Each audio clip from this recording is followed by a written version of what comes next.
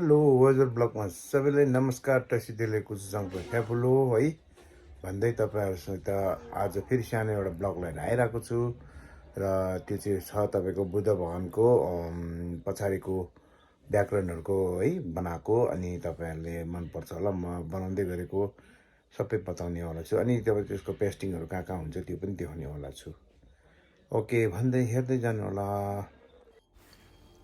हो यो अस्ति तपाईँको फर्स्ट डेमा हामीले काम गरेको है। यो फर्स्ट डे भन्दा पनि लुगा बनाउनु चाहिँ 3 दिन लाग्यो होइन, पानी परेकोले गर्दा। अनि लेख्नु सिक्नु गर्दाखेरि 3 दिन 4 दिन 5 दिन जस्तो लाग्यो।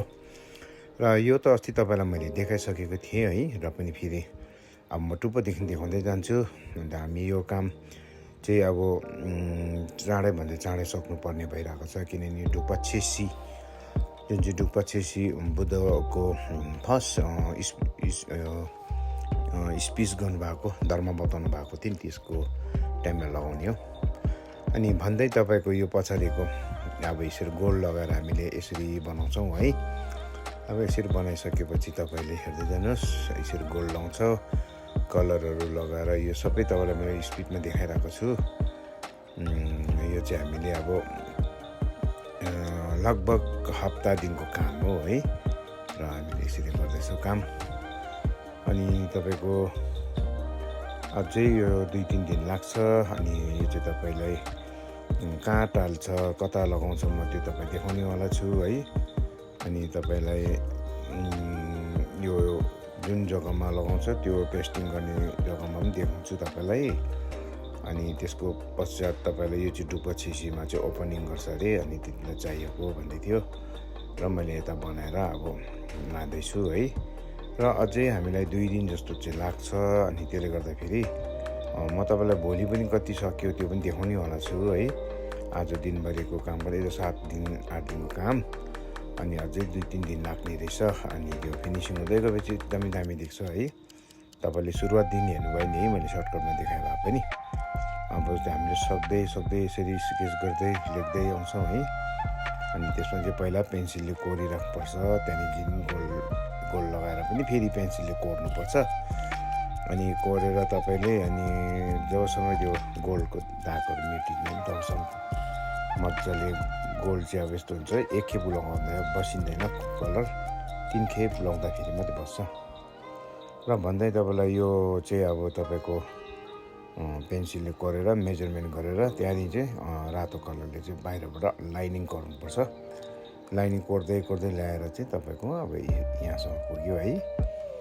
अनि तपाईँको माथि अझै यसको काम पुरा छ, हाम्रो अझै काम सक्नुपर्ने है।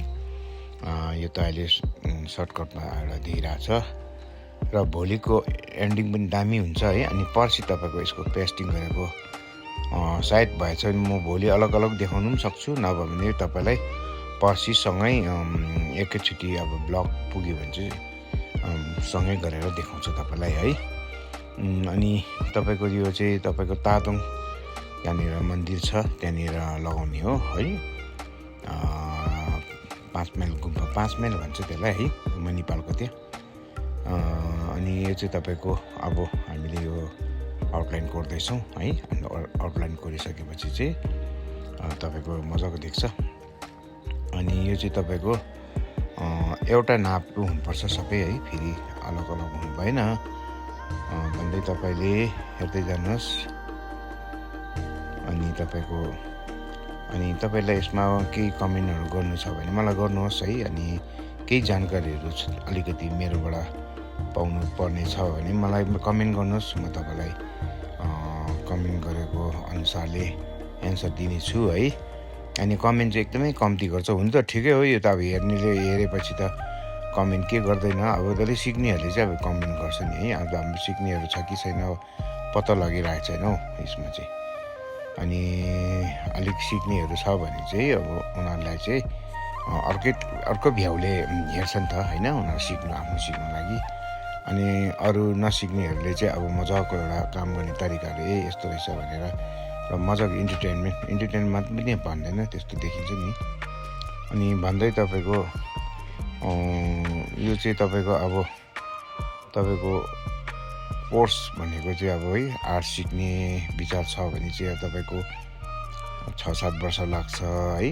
5 वर्षमा चाहिँ कम्प्लिट हुन्छ, तर 5 वर्ष बादमा चाहिँ अब सुरु हुन्छ त्यहाँदेखि 10 वर्ष 15 वर्ष जो चाहिँ आर्ट्स गरेर पुगेको हुन्छ उहाँहरूको चाहिँ आर्ट्स राम्रो हुन्छ है। अनि 3-4 वर्ष सिकेकोहरूको चाहिँ आर्ट्स कोही राम्रो हुन्छ हुन त, तर अलिकति इनमेच्योर मेच्योर भएको हुँदैन। र यो आर्ट्स पनि एकदमै गहिरो डिप सब्जेक्ट छ र जति सिक्यो सिकिसक्दैन, जति सिकिसक्दैन। अनि जति यसमा ध्यान दिएर काम गर्छ त्यति तिख्रिँदै झन् मास्टर हुँदै जान्छ। यसमा पनि त्यस्तो छ है। र हामीले अब धेरै वर्ष भइसक्यो है, 30-35-40 वर्ष हुन आँटिसक्यो सिकेको, र पनि अझै पनि हामीले नयाँ कुरो यसको सिकिरहेकै हुन्छौँ है। एकदम कहिले हामीले थाहा नपाएको चिज छ भने हामी त्यसलाई अहिले पनि सिक्ने कोसिस गरिरहेका छौँ हामी है। भन्दै तपाईँले यसमा चाहिँ तपाईँको अझै पनि नयाँ टेक्निकहरू, अहिले टेक्नोलोजी नयाँमा कलरहरू नयाँ दामी आउँछ है। कलर पहिलाको जस्तो हुँदैन है। नयाँ कलर आएपछि नयाँ तरिकाले बुझ्नुपर्छ। त्यस्तो हुँदै अब त्यो नयाँ कलर लाउँदा कस्तो हुन्छ के हुन्छ अब एक्सपेरिमेन्ट गर्दै है गर्नुपर्ने हुन्छ है। भन्दै तपाईँको यो अब हाम्रो आर्ट्स अब है आज चाहिँ कम्प्लिट हुन्छ र आज कम्प्लिट भइसकेपछि चाहिँ तपाईँको अनि भन्दै तपाईँको यो काम चाहिँ अब आज भोलि 3 दिन, आज त गइहाल्यो, अब भोलि छ, पर्सि निकर्सी 3 दिनसम्ममा सकिन्छ। अनि यो सकेपछि तपाईँले अनि भित्तामा कहाँ टाल्छ कता टाल्छ त्यो पनि देख्नुहुन्छ। अनि कन्टिन्यू हेर्दै जानु होला है। तपाईँले यो कता लाउँछ कि त्यो कन्टिन्यू हेऱ्यो भने चाहिँ तपाईँले अब राम्रो देखिन्छ है। अनि यो अझै भोलिको एउटा फिनिसिङ निस्किन्छ, म त्यो तपाईँलाई देखाउनेवाला छु। अनि साह्रै ब्लगमा अलिकति कन्टेन्ट अलि आवर कम्ती भयो भने चाहिँ यसमा अब काम गरेको कम्ती भयो भने चाहिँ म सँगै ब्लग गरेर देखाउनेवाला छु पर्सितिर है। नभए चाहिँ म भोलि पनि अलिकति देखाउने कोसिस गर्छु कति काम पुग्यो भनेर। पर्सि चाहिँ हाम्रो तल टालेको देखाउँछु तपाईँलाई है। अनि भन्दै है तपाईँलाई आजको काम यहाँ गर्दै गरेको तपाईँलाई के देखाइरहेको छु। यो जम्मा 7 दिन भयो है, 7-8 दिन भयो। एक्ज्याक्टली चाहिँ अब 7-8 दिन भएछ है। भन्दै तपाईँको अब यसको फिनिसिङ तर्फ लागिरहेको छौँ है। अनि तपाईँले यसलाई कस्तो लाग्यो कमेन्टहरू गर्दै गर्नुहोला।